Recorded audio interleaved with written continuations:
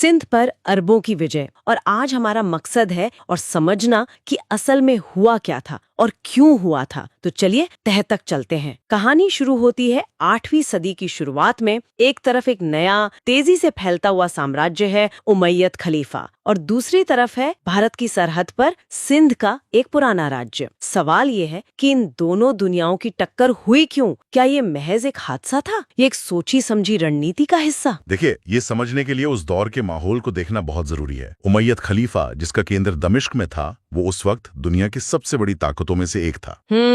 वो स्पेन से लेकर मध्य एशिया तक अपना साम्राज्य फैला चुके थे और उनकी नजर अब पूरब की तरफ थी। उनके लिए भारत सोने, चांदी और मसालों की जमीन थी, एक ऐसी जगह जहां व्यापार की बड़ी संभावनाएं थी। और सिंध में उस वक्त क्या हो रहा था? राजा दाहिर का राज था, है ना? उनकी सल्तनत कैसी थी? क्या वो इस ताकतवर दुश्मन का सामना करने के लिए तैयार थे? बिल्कुल नहीं। राजा दाहिर एक ब्राह्मण राजा थे। अपने पिता चाच के बाद उन्होंने ही राज संभाला था। ओके। लेकिन उनका राज्य अंदर से बहुत कमजोर था। समाज कह सकते हैं बुलेरी तरफ बटा हुआ था, खासकर हिंदुओं और बौद्ध आबादी के बीच। अच्छा। हाँ, कई बौद्धों को लगता था कि ब्राह्मण शासकों के हाथ में उनके साथ भेदभाव होता है, और ये कोई छोटी मोटी दरार नहीं थी, बल्कि एक गहरी खाई थी। और इसी अंदरूनी लड़ाई का हमला करने वालों ने आगे चलकर पूरा फायदा उठाया। अच्छा, तो मतलब मैदान पहले से ही तैयार था। एक तरफ एक बढ़ता हुआ साम्राज्य और दूसरी तरफ एक अंदर से कमजोर राज्य। अब बस एक चिंगारी की जरूरत थी। आखिरी वजह क्या बनी जिसने इस हमले को हरी झंडी दे दी? वो चिंगारी थी एक समुद्री डकैती की घटना। हुआ ये कि देबिल के बंदरगाह के पास, जो आज के कराची के नजदीक है, कुछ समुद्री लुटेरों ने एक अरबी जहाज को लूट लिया। उस जहाज में सिलोन यानी श्रीलंका से कुछ मुस्लिम औरतें, बच्चे और खलीफा के लिए तोहफे जा रहे थे। जब ये खबर इराक के ताकतवर गवर्नर अल हज्जाज इब्ने यूसुफ तक पहुंची तो वो आग बबूला हो गया। जाहिर है उसने फौरन राजा बाहिर को खत लिखा और मांग की कि लुटेरों को सजा दी जाए और लूटा हुआ माल वापस किया जाए। और राजा दाहिर ने क्या जवाब दिया? राजा दाहिर का जवाब कह सकते हैं कूटनीति के लिहाज से शायद एक बड़ी गलती थी। उन्होंने कहा कि ये समुद्री लुटेरे उनके काबू से बाहर हैं और वो इसमें कुछ नहीं कर सकते। ओहो। अल हज्जाज के लिए ये जवाब एक बहाने जैसा था। उसे लगा कि या तो दाहिर इन लुटेरों से मिले हुए हैं या फिर वो इतने कमजोर हैं कि अपने समुद्री रास्तों को भी सुरक्षित नहीं रख सकते। बस इसी घटना को बहाना बनाकर उसने सिंध पर चढ़ाई का फैसला कर लिया। लेकिन क्या ये सिर्फ एक जहाज का बदला लेने की बात थी या अल हज्जाज की नजरें पहले से ही सिंध पर थीं? बहुत अच्छा सवाल है। असल में ये सिर्फ बदले की कार्रवाई नहीं थी। अल हज्जाज एक बहुत ही महत्वाकांक्षी गवर्नर था। सिंध पर कब्जा करने के पीछे 3 बड़े कारण थे। पहला, व्यापारिक रास्ते सुरक्षित करना। दूसरा, इस्लाम का प्रचार करना। और तीसरा, और शायद सबसे जरूरी, उमैयद साम्राज्य की ताकत और सीमाओं को और बढ़ाना। और ये भी याद रखना जरूरी है कि ये उनकी पहली कोशिश नहीं थी। इससे पहले 708 और 710 में 2 बार अरब सेनाएं सिंध पर हमला कर चुकी थीं, लेकिन दोनों बार उन्हें हार का मुंह देखना पड़ा था। तो मतलब इस बार वो कोई कसर नहीं छोड़ना चाहते थे? बिल्कुल। इस बार अल हज्जाज ने ये जिम्मेदारी अपने भतीजे और दामाद मोहम्मद इब्न अल कासिम को सौंपी। और यहाँ एक बहुत हैरान करने वाली बात है। क्या?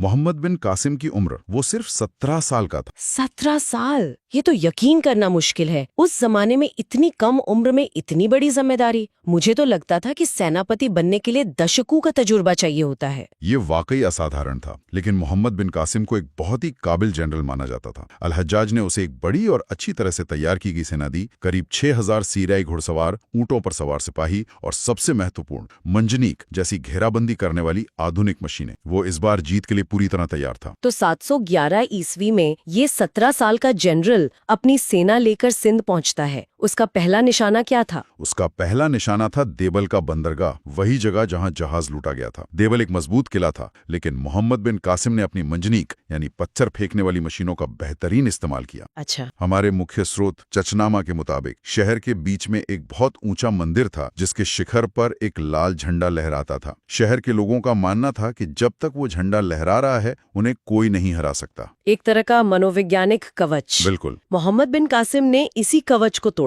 उसने अपनी मंजनीक से सीधा उसी झंडे पर निशाना साधा और उसे गिरा दिया। झंडे के गिरते ही शहर के लोगों की हिम्मत टूट गई और उन्होंने दरवाजे खोल दिए। देबिल पर अरबों का कब्जा हो गया। तो देबिल का किला तो गिर गया, लेकिन ये तो सिर्फ पहला कदम था। उसके सामने अगली चुनौती क्या थी? अगली चुनौती थी नीरून शहर, जो आज के हैदराबाद के पास है। नीरून में उसे बिना लड़े ही जीत मिल गई। बिना लड़े? कैसे? जैसा कि हमने पहले बात की थी, सिंध में बौद्ध आबादी हिंदू शासकों से नाखुश थी। निरुण के बौद्ध गवर्नर ने मोहम्मद बिन कासिम से संपर्क किया और शहर को शांति से उसके हवाले कर दिया। उन्होंने अरब सेना को रसद और जरूरी मदद भी मुहैया कराई। तो राजा दाहिर की अंदरूनी कमजोरी अब खुलकर सामने आने लगी थी। ये देख के दाहिर ने क्या किया? राजा दाहिर अब समझ चुके थे कि ये कोई छोटा मोटा हमला नहीं है। उन्होंने अपनी पूरी ताकत इकट्ठा की और सिंधु नदी के पूर्वी किनारे पर राव नाम की जगह पर मोर्चाबंदी कर ली। 712 ईस्वी में इतिहास की सबसे निर्णायक लड़ाइयों में से एक रावर का युद्ध शुरू हुआ।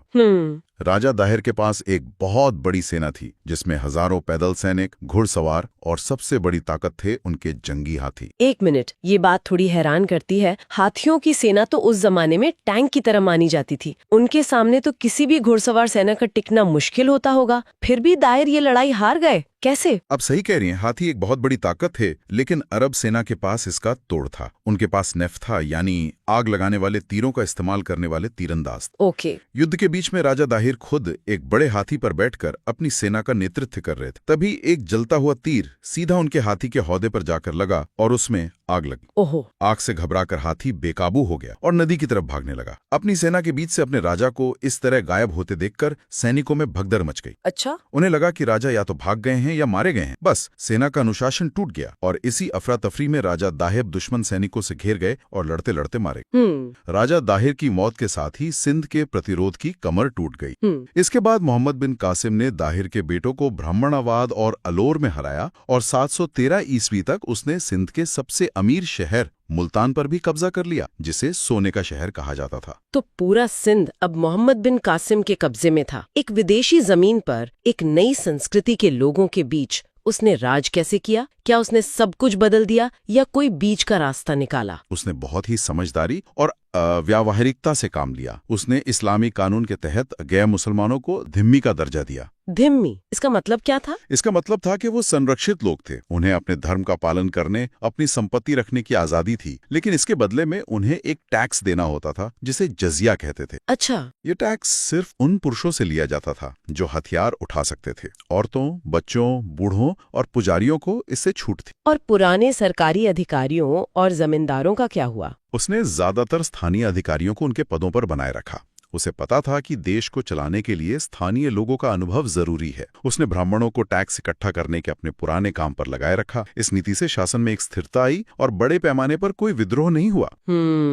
साथ ही धर्मांतरण को भी बढ़ावा दिया गया और कई निचली जातियों के लोगों ने बेहतर सामाजिक स्थिति की उम्मीद में इस्लाम कबूल किया। और खुद मोहम्मद बिन कासिम का क्या हुआ? इतनी बड़ी जीत के बाद तो वो एक हीरो बन गया होगा। हाँ, वो एक हीरो बन गया था, लेकिन उसकी कहानी का अंत बहुत दुखद है। 715 ईस्वी में दमिश्क में सत्ता बदल गई। ओके। खलीफा अल वालिद की मौत हो गई और उसकी जगह सुलेमान खलीफा बना। सुलेमान अल हज्जाज का दुश्मन था। बस इसी राजनीतिक दुश्मनी की भेंट मोहम्मद बिन कासिम चढ़ गया। उसे सिंध से वापस बुलाकर कैद कर लिया गया और वहीं तड़पा तड़पाकर मार दिया गया। वाह, मतलब अपनी सबसे बड़ी कामयाबी के सिर्फ 2 साल बाद ही उसका एहसान हुआ। उसके जाने के बाद सिंध का क्या हुआ? क्या अरब भारत में और आगे बढ़े? सिंध अल सिंध के नाम से खलीफा का एक प्रांत बन गया और अरबों का राज वहां सदियों तक किसी न किसी रूप में बना रहा। लेकिन भारत में उनका विस्तार वहीं रुक गया। उन्होंने राजस्थान और गुजरात की तरफ बढ़ने की कई कोशिशें की, लेकिन वहां गुर्जर प्रतिहार और चालुक्य राजाओं ने उन्हें जबरदस्त टक्कर दी और आगे नहीं बढ़ने दिया। अच्छा।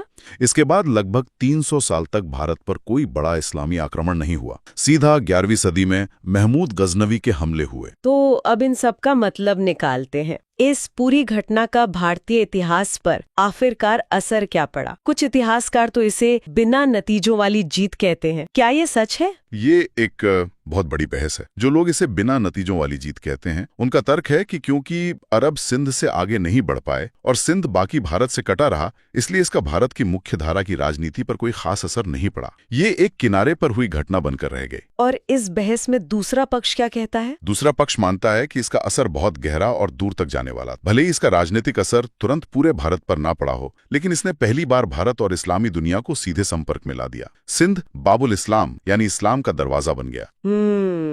यहाँ से विचारों, विज्ञान और संस्कृति का आदान प्रदान शुरू हुआ। अरबों ने भारतीय गणित, ज्योतिष और चिकित्सा सीखी और शून्य और दशमलव प्रणाली का ज्ञान यहीं से यूरोप तक पहुंचा। और क्या इसने भविष्य के आक्रमणों के लिए कोई मिसाल कायम की? बिल्कुल, इसने आने वाले मुस्लिम शासकों जैसे दिल्ली सल्तनत के लिए एक तरह की प्लेबुक या मॉडल तैयार कर दिया। भारत में शासन कैसे करना है, स्थानीय आबादी के साथ कैसे व्यवहार करना है, जजिया और धिम्मी जैसी नीतियां कैसे लागू करनी है, ये सब सिंध के अनुभव से सीखा गया। और ये सारी जानकारी हमें मुख्य रूप से चचनामा नाम की किताब से मिलती है। सही है, आपने जिक्र किया था इसका। चचनामा ये अरबी में लिखे गए दस्तावेजों का एक फारसी अनुवाद है। दिलचस्प बात यह है कि ये कहानी विजेताओं यानी अरबों के नजरिए से बताती है, इसलिए हमें उनकी सोच, उनकी रणनीति और उनके मकसद को समझने का एक अनोखा मौका देती है। सही है। हालांकि हमें इसे पढ़ते वक्त ये ध्यान रखना चाहिए कि इसमें राजा दाहिर को शायद थोड़ा कमजोर और अरबों को ज्यादा महान दिखाया गया हो, लेकिन फिर भी ये उस दौर का सबसे विस्तृत ब्यौरा है।